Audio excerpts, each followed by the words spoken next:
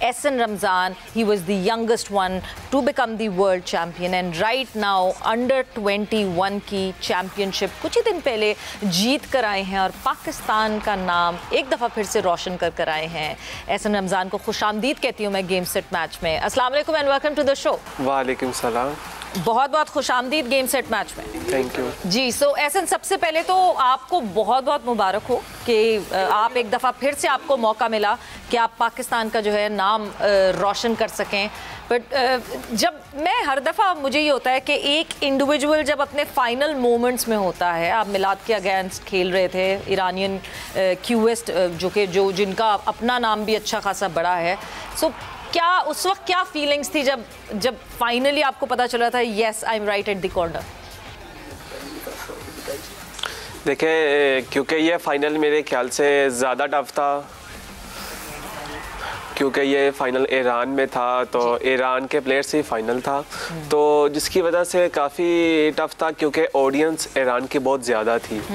तो मुझे एक चीज़ का तो एक्सपीरियंस था कि अगर मैंने फ्रेम स्टार्ट में ही मैच लूज़ किया तो होटिंग बहुत ज़्यादा होगी। तो इसकी वजह से ही मैंने जो एक्सपीरियंस था, मेरे पहले भी एक वर्ल्ड कप का फाइनल खेला था, तो उस चीज़ का मैंने फ़ायदा उठाया और स्टार्ट में ही मैच पर अपनी ग्रिप रखी। तो मतलब शुरुआत से ही आपने कहा मैं अपना पलड़ा भारी रखूं कि मुझे बाद में जो है वो घबराना ना पड़े, बिकॉज ऑब्वियसली वो होम क्राउड एडवांटेज और वो तो सभी मिल ही जाता है ना। जी बिल्कुल ऐसे ही। सो ऐसा जब मैं आपकी इन फतवात को देखती हूँ, कभी ऐसा कोई मोमेंट आया जहाँ पे एहसन रमज़ान को खुद ये लगा कि नहीं जी मुझ में गरूर नहीं आना चाहिए, मुझे ओवर कॉन्फिडेंट नहीं होना चाहिए क्योंकि वो मेरी परफॉर्मेंस को नेगेटिवली इम्पैक्ट करता है? कभी किसी इवेंट के दौरान, कभी किसी टाइम पे आपको ऐसा फील हुआ? जी बिल्कुल। जब इस चैम्पियनशिप के लिए मैं सिलेक्ट हुआ था, तो जब मुझे कॉल आई कि इस चैम्पियनशिप के लिए आपने जाना है, तो बहुत सारे ऐसे कि जो यही कह रहे थे कि आप हॉट फेवरेट हो, आप ये टूर्नामेंट जीतोगे।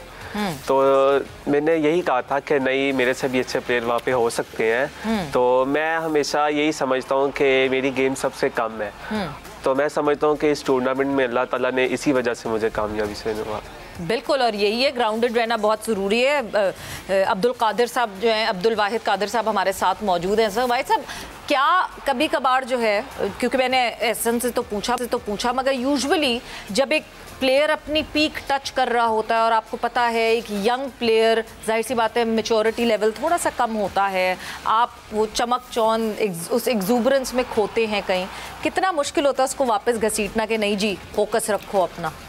देखें, एहसन के साथ हमने एक टूर किया था अभी अमेरिका का, और ये फ्रेश वर्ल्ड चैम्पियन थे और हम वर्ल्ड गेम्स खेलने के लिए वहाँ गए थे, मैं इनके साथ ही था। तो वहाँ पर ये थोड़े ओवर कॉन्फिडेंट हुए थे। अच्छा। और वहाँ उन्होंने अपनी गेम मिस की, और वहाँ से जब, क्योंकि हमारा काम ये होता था कि भाई हम इनको गाइड करें कि भाई ये नहीं, इस तरह नहीं, इस तरह ऐसे चलें, लेकिन समाव वो नहीं कर सके और वो हारे। उसके बाद उन्होंने आके डबल मेहनत की है, जो उनसे गलती हुई थी उन्हें एहसास हुआ कि हाँ मैं यहाँ ओवर कॉन्फिडेंट हो गया था और मैं सही नहीं खेला। फिर आने के बाद उन्होंने मेहनत की तो उनको इसका रिज़ल्ट अल्लाह ने दिया कि वो एशियन अंडर 21 एशियन चैम्पियन बनकर आए। बिल्कुल, और बहुत ज़रूरी है कि आपके इर्द गिर्द भी लोग ऐसे हों जो आपको एक रियलिटी चेक मुसलसल देते रहें। बट एहसन, आपके ज्वाइन करने से पहले हमने एक शॉट दिखाया और सुनाया लोगों को, जहाँ पे आपने वज़ीर आज़म पाकिस्तान से, the prime minister of Pakistan Shahbaz Sharif साहब से ये वादा किया कि मैं अच्छी कारकर्दगी करके आऊँगा और जीत कर आऊँगा। सो वादा पूरा किया आपने, उसकी कितनी खुशी है? अल्लाह ताला का जितना शुक्र अदा करूं कम है, क्योंकि मेरे लिए एक ये बहुत फ़ख्र की बात है कि जब मैं गया था तो पीएम से मैंने वादा किया था कि ये टूर्नामेंट मैं पाकिस्तान में लेकर आऊँगा, तो वो भी मैंने वादा पूरा किया। और पाकिस्तान के पास अंडर 21 का चैम्पियनशिप का टाइटल नहीं था, तो अल्लाह ताला का जितना शुक्र अदा करूं कम है कि अल्लाह ताला ने पाकिस्तान को उस टाइटल से भी नवाजा और मैंने अपना किया हुआ वादा भी वफा किया। थोड़ा सा कि ऐसा ये दिल टूटा कि जब आप एयरपोर्ट पे आए तो कोई था नहीं आपको वेलकम करने के लिए? बिल्कुल एक टाइम पे मायूस तो हुआ था, लेकिन फिर एक बार मेरे दिल में ख्याल आया कि अल्लाह ताला की ज़ात ने जो चीज़ मेरे हाथ में देकर पाकिस्तान की तरफ भेजा है, इससे आगे मुझे कोई चीज़ अजीज़ नहीं है, तो इसी वजह से मैं बहुत खुश था।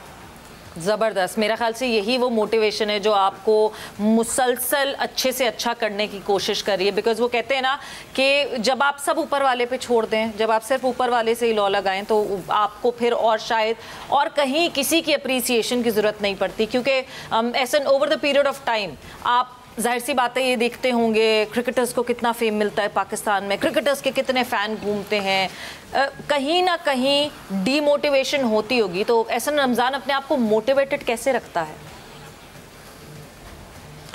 देखिए, जब मैंने first time final world championship का खेला था, तो तब मेरी ख्वाहिश थी कि वहाँ पे एक मोमेंट आता है कि जब आपका कौमी तराना फाइनल वाले दिन स्टार्ट होता है प्राइज़ सेरेमनी पर, तो वो सिनेरियो मैं वापस देखना चाहता था। तो दोबारा जब मैं अभी फिर चैम्पियन बना, तो अब यही ख्वाहिश होती है कि जब भी किसी टूर्नामेंट पर जाएं तो प्राइज़ सेरेमनी पर हमारा परचम सबसे ऊपर हो और हमारा ही कौमी तराना बजे।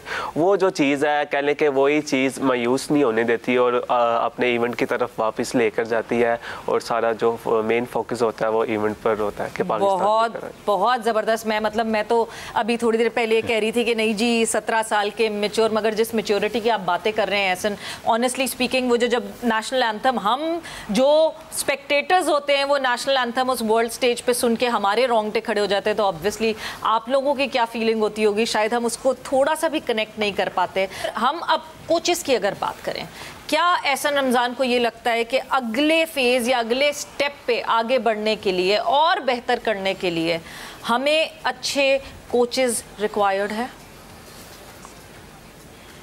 देखिए, हर चीज़ के साथ कुछ टेक्निकल चीज़ें होती हैं, वो होना ज़रूरी है। इंसान कब तक अकेला ही चलेगा? अभी हमारे पास कोई भी इंटरनेशनल स्टैंडर्ड का कोच नहीं है, ठीक है, तो ना इंटरनेशनल स्टैंडर्ड का कोई वेन्यू है। उसके बावजूद भी हम अगर गोल्ड मेडल पाकिस्तान को ला के दे सकते हैं, तो मेरा ख्याल है कि चीज़ को कोई भी चीज़ से मज़ीद बेहतर कर सकता है इंसान। तो अगर हमें कोचिंग के लिए कहीं भेजा जाए, तो मेरा ख्याल है कि गेम में और ज़्यादा रुझान पैदा होगा, पाकिस्तान के स्नूकर में भी, क्योंकि जो न्यू प्लेयर आएंगे वो देखेंगे कि कोचिंग के लिए बाहर भी प्लेयर जाते हैं, कि ना कि सिर्फ टूर्नामेंट खेलने के लिए।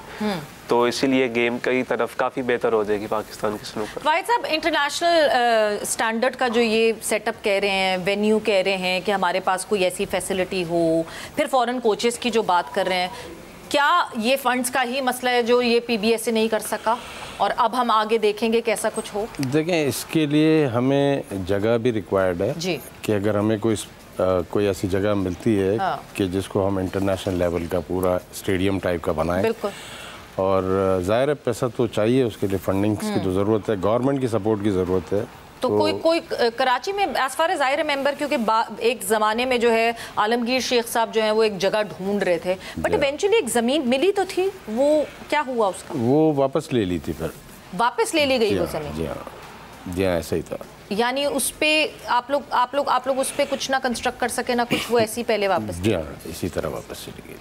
तो अब कहीं किसी ज़मीन की बात हुई, कोई जगह की बात हुई, क्या मज़ारी साहब के सामने आपने ये चीज़ें रखी? मज़ारी साहब से बात हुई है और उन्होंने उम्मीद कराई है कि इंशाल्लाह वो कोई ना कोई ऐसा सेटअप करा के देंगे, क्योंकि हमारे पास इंटरनेशनल लेवल के टेबल्स और ये सारी चीज़ें तो हैं, हर चीज़ है। अब ये है कि जगह हमें मिले, हम उसको कंस्ट्रक्शन कराएं और सारी चीज़ें, क्योंकि एक हमारा अपना स्टेडियम हो ना जी। ऐसे तो हमारे फैसलाबाद में और दूसरी जगहों पर हैं, लेकिन ये कि जो एहसन ने बात की कि इंटरनेशनल लेवल का, तो वो नहीं है। हम उसको एक्सपेक्ट कर रहे हैं कराची में, इंशाल्लाह मज़ारी साहब से उम्मीद है कि वो हमें हेल्प आउट करेंगे और हम इंशाल्लाह ज़रूर बनाएंगे।